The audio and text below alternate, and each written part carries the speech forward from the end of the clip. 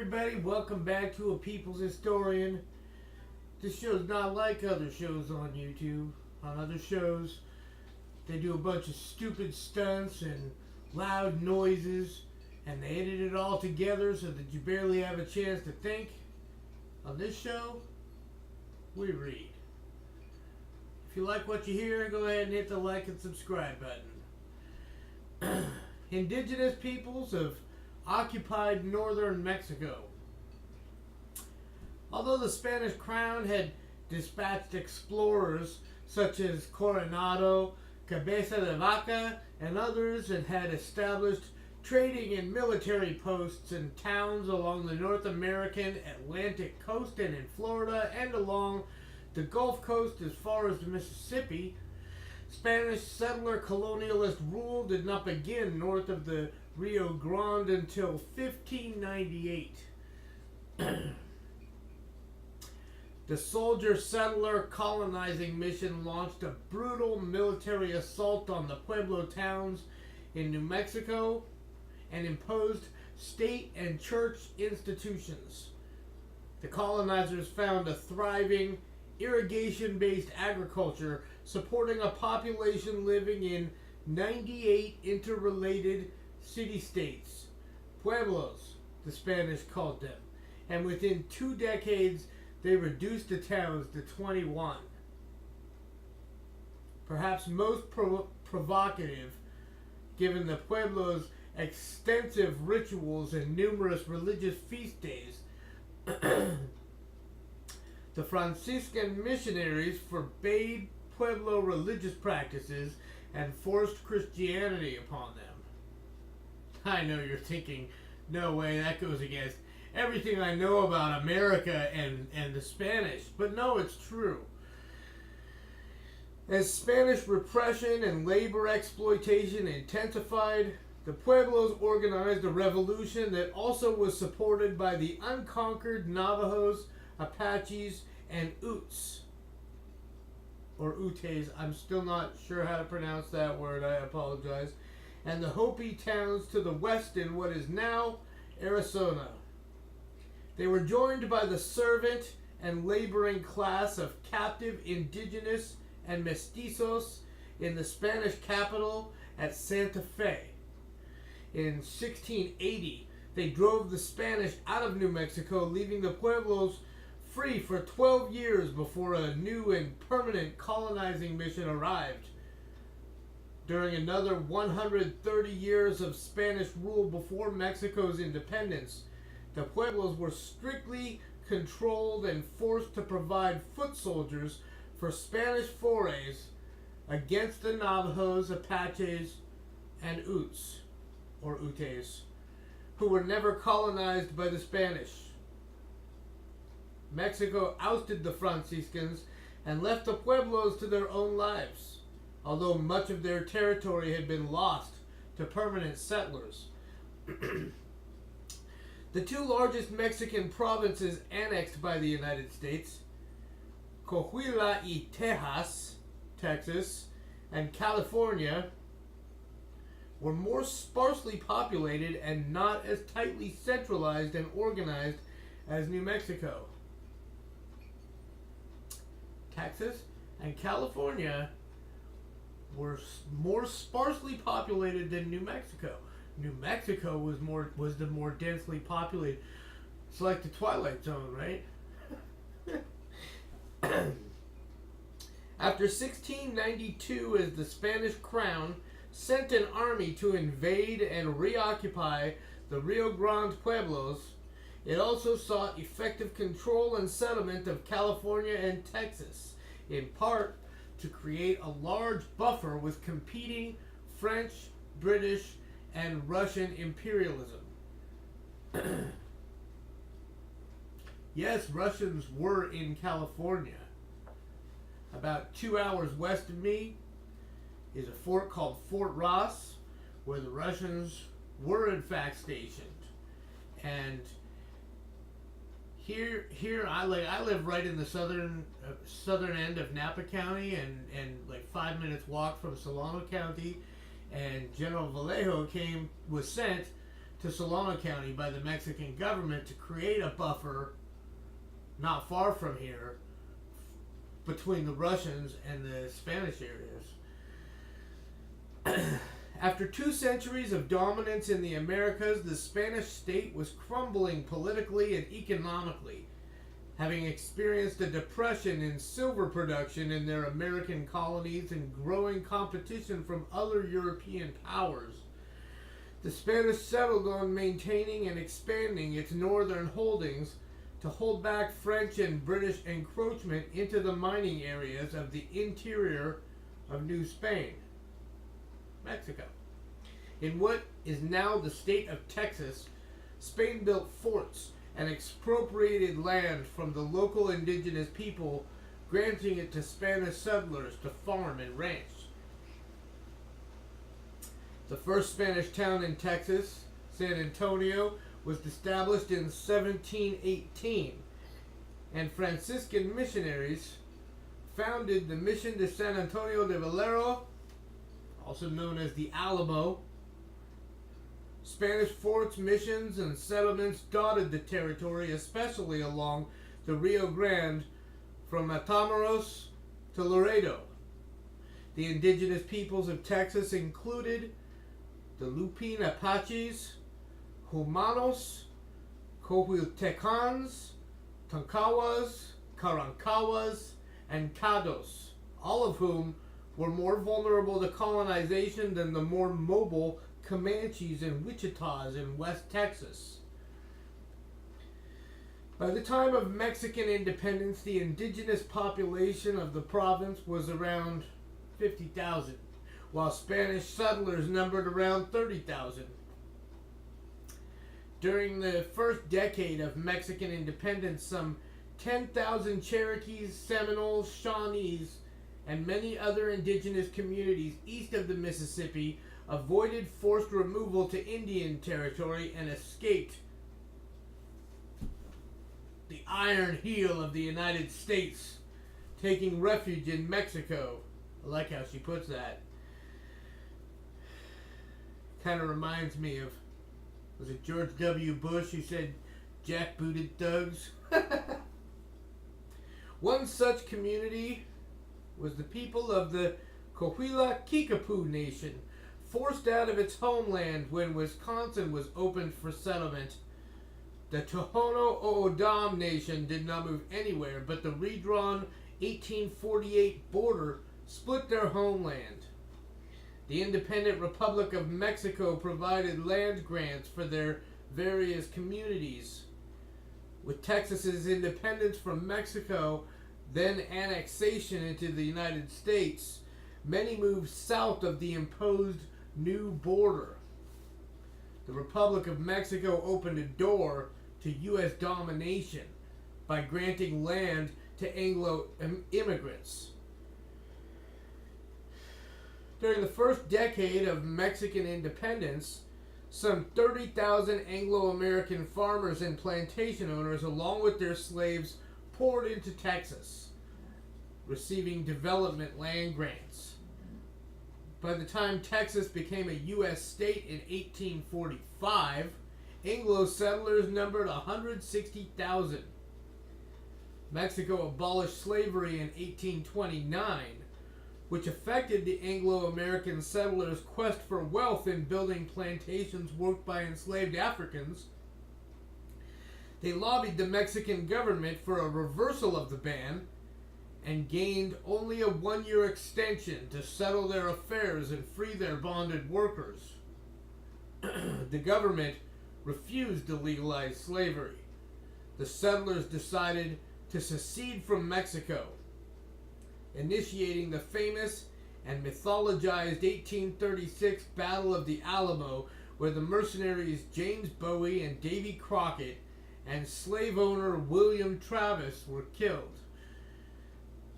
Although technically an Anglo-American loss, the siege of the Alamo served to stir Anglo-patriotic passions, and within a month, at the decisive Battle of San Jacinto, Mexico handed over the province. This was a great victory for the Andrew Jackson administration. for many southern slave owners who became Texan planters, and especially for the alcoholic settler warrior hero Sam Houston. The former governor of Tennessee, Houston was made commander-in-chief of the Texas Army and president of the new Texas Republic, which he helped guide to U.S. statehood in 1845. One of the first acts of the pro-slavery independent government was to establish a counterinsurgency force that, as its name, the Texas Rangers, suggests, followed the American way of war in destroying indigenous towns, eliminating native nations in Texas, pursuing ethnic cleansing, and suppressing protest from Tejanos, former Mexican citizens. Mission San Francisco de Asís, also called Mission Dolores, was a Spanish Franciscan mission established on the Pacific coast at the same time as the Presidio military base at San Francisco, which is about an hour south of me. 1776, the year that Anglo-Americans declared independence from Britain. Oh, that was when the Presidio and the Mission Dolores were established in 1776. The purpose of the garrison was twofold: to protect the mission from indigenous inhabitants whose territory the Spanish were usurping, and to round up those same people and force them to live and work for the Franciscan friars at the mission. Mission Dolores was the sixth of the 21 Franciscan missions established between 1769 and 1823, when Mexico disbanded the missions. The establishment of the missions and presidios from San Diego and Los Angeles and Santa Barbara to Carmel, San Francisco, and Sonoma, which is about half an hour west of where I am, traces the colonization of California's indigenous nations. The 500-mile road that connected the missions was called El Camino Real, the Royal Highway. The Spanish military in California was divided into 4 districts, each with Franciscan missions and strategically located presidios. The 1769 establishment of the first presidio in San Diego coincided with the establishment of the first Franciscan mission in California. The second presidio was based in Monterey in 1770 to defend the 6 missions in the area, as well as the mercury mines in the Santa Cruz Mountains. Monterey became the capital and the only port of entry for shipments to and from Spanish California, and it remained so until 1846, when the United States seized California. These California Franciscan missions and their founder, Junipero Serra, are extravagantly romanticized by modern California residents and remain popular tourist sites. Very few visitors notice, however, that in the middle of the plaza of each mission is a whipping post. And I'll be darned if she's not right. I've been to the Sonoma mission a couple times and I've never noticed a whipping post.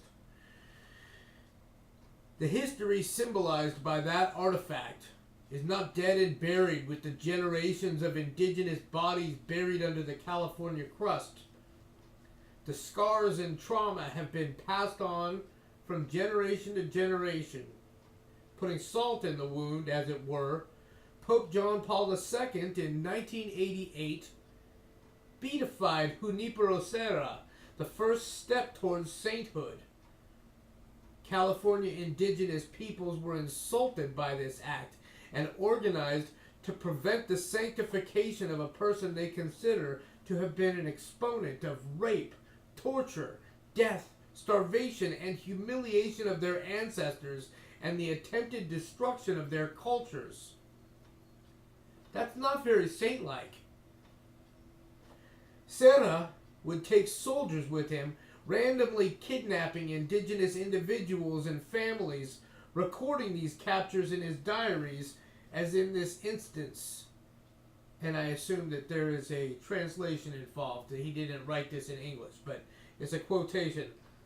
When one fled from between their hands, they caught the other. They tied him, and it was all necessary, for even bound he defended himself that they should not bring him, and flung himself on the ground with such violence that he scraped and bruised his thighs and knees, but at last they brought him. He was most frightened and very disturbed. In 1878, an old Kamia man named Hanitin told an interviewer of his experience as a child. When we arrived at the mission, they locked me in a room for a week. Every day they lashed me unjustly because I did not finish what I did not know how to do, and thus I existed for many days until I found a way to escape. But I was tracked and they caught me like a fox. He was fastened to the stage and beaten into unconsciousness. California indigenous peoples resisted this totalitarian order. These insurgent actions are also recorded in official records and diaries, but they seem to have interested few historians until the civil rights era of the 1950s and 1960s, when California indigenous peoples began to do their own research.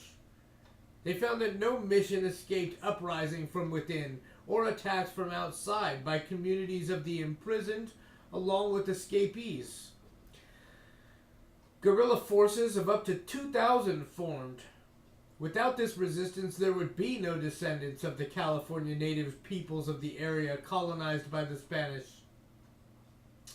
Under the protection of the U.S. Army, beginning in 1848, that's 1 year before the gold rush, the official gold rush date given at the capital, Sacramento.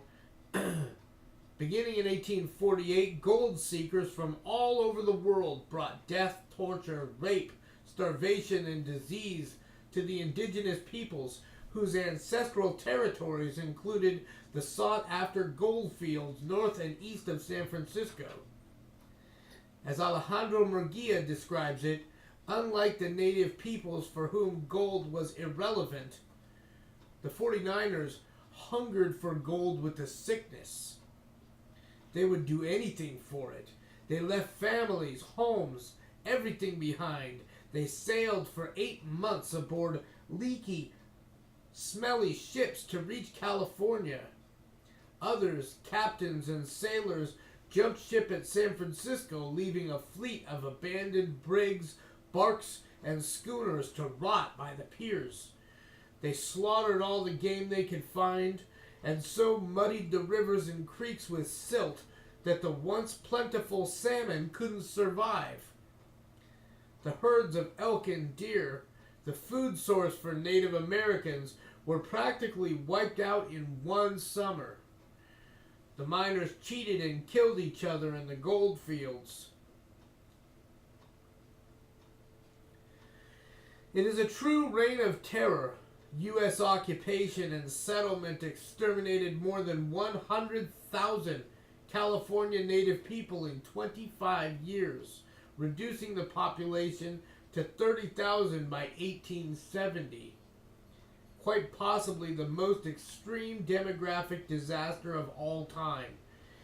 Hereto, against impossible odds, the indigenous resisted and survived to tell the story. Had they not done so, there would be no indigenous peoples remaining in Northern California, because the objective was to eradicate them. From the onset of the California gold rush, crazed gold bugs invaded indigenous territories, terrorizing and brutally killing those who were in their path. These settlers seemed to require no military assistance in running roughshod over unarmed indigenous residents of fishing communities in a bountiful paradise of woods, rivers, and mountains. The role left for the U.S. Army was to round up the starving indigenous refugees to transport them to established reservations in Oregon and Oklahoma.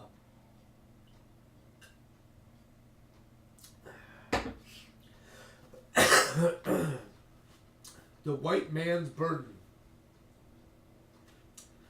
The 2-year invasion and occupation of Mexico was a joyful experience for most U.S. citizens, as evidenced by Walt Whitman's populist poetry. Its popularity was possible because of buoyant nationalism, and the war itself accelerated the spirit of nationalism and confirmed the manifest destiny of the United States. Besides new weapons of war and productive capacity brought about by the emerging Industrial Revolution, there was also an advance in printing and publishing techniques, which increased the book publishing market from 2.5 million in 1830 to 12.5 million in 1850. Most of the books published during the 5-year period leading up to, during, and after the invasion were warmongering tracts. Euro-American settlers were nearly all literate, and this was the period of the foundational American literature, with writers James Fenimore Cooper, Walt Whitman, Edgar Allan Poe, John Greenleaf Whittier, Henry Wadsworth Longfellow, James Russell Lowell, Ralph Waldo Emerson, Henry David Thoreau, Nathaniel Hawthorne, and Herman Melville, all active. The sneeze won't come. Each of whom remains read, revered, and studied in the 21st century as national and nationalist writers, not as colonialists.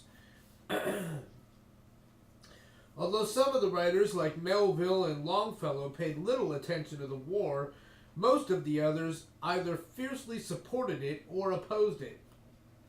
Whitman, a supporter, was also enamored of the violent Indian and Mexican killing Texas Rangers. Whitman saw the war as bolstering U.S. self-respect and believed that a true American would be unable to resist this pride in our victorious armies. Emerson opposed the war as he did all wars. His opposition to the Mexican War was based, however, not just on his pacifism, but also on his belief that the Mexican race would poison Anglo-Americans through contact, the heart of darkness fear. Emerson supported territorial expansion at any cost, but would have preferred it take place without war.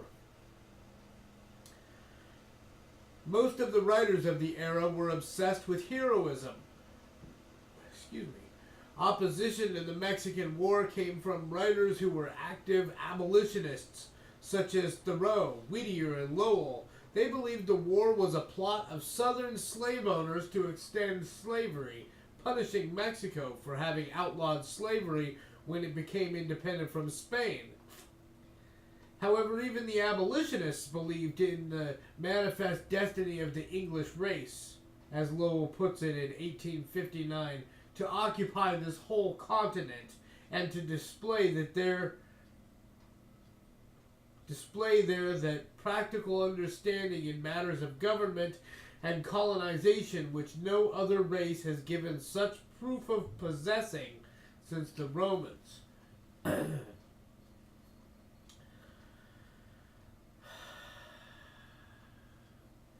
President James K. Polk, who presided over the war,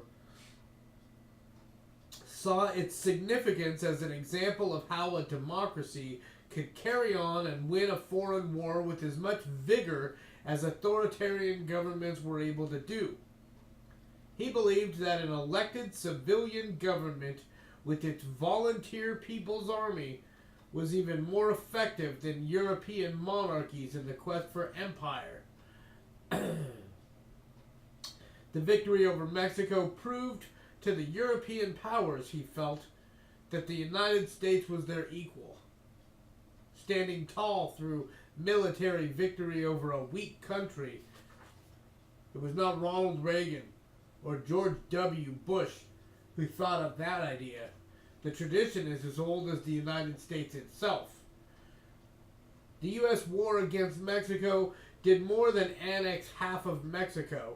A debate that turned deadly ensued over whether the acquired territory would allow slavery, and it brought on a civil war that produced 1 million casualties. The U.S. Civil War allowed for the reorganization and modernization of the military and streamlined counterinsurgency operations, that is, ones targeting civilians. A rehearsal of this streamlining is found in the aftermath of the Mexican War in the U.S. Army counterinsurgency against the fierce resistance of the Apaches in the portions of the territory annexed from Mexico in 1848 that later became the states of New Mexico and Arizona. As well as across the new border into what remained of Mexico. The 1st and 2nd U.S. Army Dragoons, cavalry troops, were employed for this purpose. Elite mounted troops well equipped and trained for the desert terrain. During the period between the Mexican War and the Civil War, indigenous resistance was led by Gila Apache leader Mangus Coloradas to maintain the Apaches' traditional lands and way of life. The Dragoons employed the first way of war, total war, encouraging field units to attack Apache villages and destroy crops and kill livestock, slaughtering women and children and old men left in the villages while the young men were engaged elsewhere fighting the Dragoons. This kind of warfare against indigenous peoples continued throughout the Civil War and ratcheted up in the northern plains and southwest afterward, producing the term that the U.S. military used to this day all over the world when referring to enemy territory: Indian country. Thanks for joining me. Hope you hit that like and subscribe button, and we'll see you in the next episode.